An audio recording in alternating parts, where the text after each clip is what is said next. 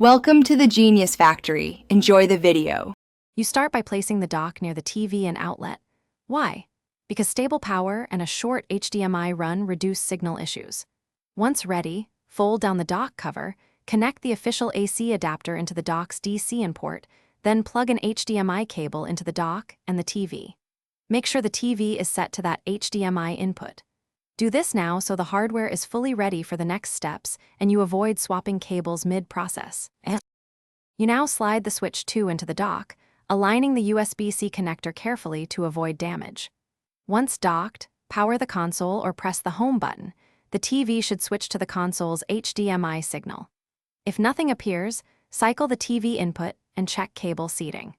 Next, open System Settings and set display to match your TV. Choose 1080p for most displays or native resolution for 4K TVs. Set audio to TV speakers or receiver depending on your setup, so everything syncs correctly. Finish by pairing controllers and testing gameplay. You want responsive input and correct audio. Once done, set sleep and update preferences so the system stays current. If the screen is black, first verify the dock's AC adapter is plugged in and showing power, then reseat the HDMI cable at both ends and reinsert the console. Dirty or misaligned connectors cause most issues. If problems persist, try a different HDMI cable or TV input. These steps isolate whether the dock, cable, or TV is at fault.